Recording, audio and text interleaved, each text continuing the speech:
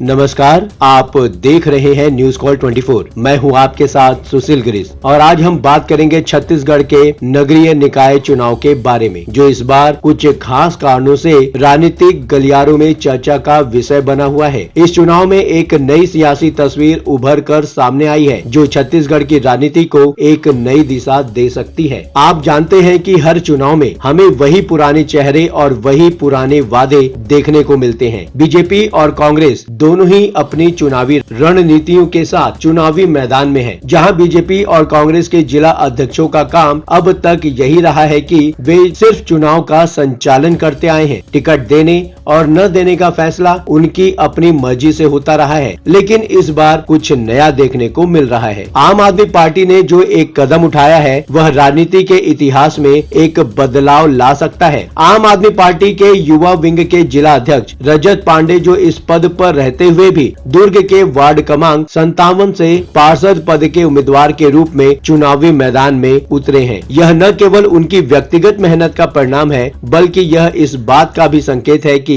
आम आदमी पार्टी ने जमीन स्तर पर काम करने वाले नेताओं को ही महत्व दिया है। अब हम राजनीति की बात करते हैं तो अक्सर यह देखा गया है कि बड़े दलों में उम्मीदवारों का चयन अक्सर ऊपरी स्तर पर ही किया जाता है। जिला अध्यक्ष, पार्टी के दिग्गज नेता, इन सबके बीच आम कार्यकर्ता को उस स्तर तक पहुंचने का मौका ही नहीं मिलता। लेकिन आम आदमी पार्टी ने इस सोच को पूरी तरह से बदल दिया है। रजत पांडे जैसे युवा नेता, जो न केवल अपनी पार्टी के लिए बल्कि समाज के विकास के लिए काम कर रहे हैं, उनका चुनावी मैदान में आना एक मिसाल कायम कर सकता है। यह कदम यह दिखाता है कि आम आदमी पार्टी अपने कार्यकर्ताओं को सिर्फ चुनावी प्रमोशन का हिस्सा नहीं बनाती, बल्कि उन्हें जमीन पर काम करने का और चुनावी मैदान में अपनी पहचान बनाने का पूरा मौका देती है। क्या आपने कभी सोचा है कि राजनीति में बदलाव की असली शुरुआत क्या होती है? क्या यह सिर्फ सत्ता के गलियारों तक सीमित होता है, या फिर यह उस कार्यकर्ता की मेहनत से शुरू होता है जो अपने क्षेत्र में दिन रात काम करता है? छत्तीसगढ़ निकाय चुनाव में बाजे गाजे के साथ नामांकन दाखिल किया गया। समर्थकों के साथ रैली निकालकर शक्ति का प्रदर्शन, साथ ही साथ सभी ने बहुमत के साथ जीत का दावा भी किया है। छत्तीसगढ़ में चुनावी सरगर्मियों के बीच ईवीएम पर एक बार फिर बहस छिड़ गई। नगरीय निकाय चुनाव ईवीएम और पंचायत चुनाव बैलेट पेपर से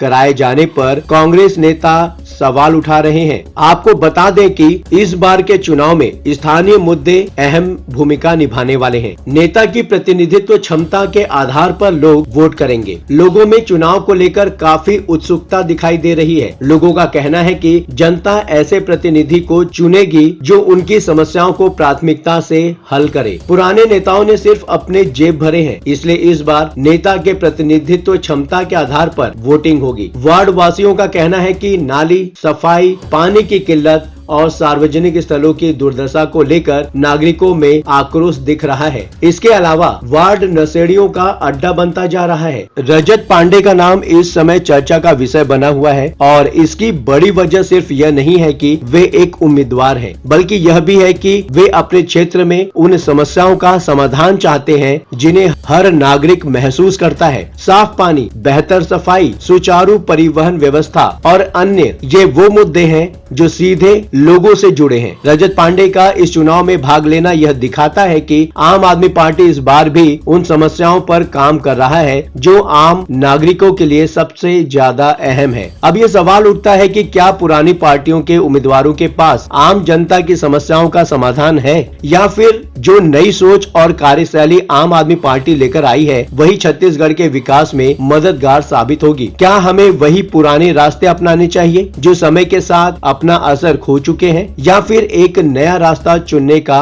वक्त आ गया है? आपसे सवाल ये नहीं है कि कौन सी पार्टी बेहतर है, बल्कि सवाल ये है कि क्या आप भी बदलाव के पक्ष में हैं? क्या आप भी यह चाहते हैं कि छत्तीसगढ़ को एक नई दिशा मिले, और क्या आप भी उस बदलाव का हिस्सा बनना चाहते हैं? रजत पांडे जैसे नेता जब चुनावी मैदान में उतरते हैं तो यह सिर्फ एक व्यक्ति का कदम नहीं होता, बल्कि यह पूरे समाज के लिए एक बदलाव का संकेत होता है। क्या यह वक्त नहीं है कि जब हम खुद से यह सवाल करें कि हमारे वोट से क्या फर्क पड़ेगा? क्या हम अपनी आने वाली पीढ़ी के लिए एक बेहतर भविष्य बना सकते हैं? इस चुनाव के परिणाम यह तय करेंगे कि छत्तीसगढ़ का भविष्य क्या होगा। क्या हम उन चेहरों को दोबारा चुनने जा रहे हैं जो केवल चुनावी वादों तक सीमित हैं, या फिर हम एक ऐसे नेता का चयन करेंगे जो हमारे बीच से आया हो, जो हमारे साथ रहता है और जो हमारे ही मुद्दों को समझता है? यह सवाल अब आपके मन में होगा। तो जब आप वोट डालने जाएं, तो यह सोचिए कि आपका एक वोट किसी के लिए नहीं,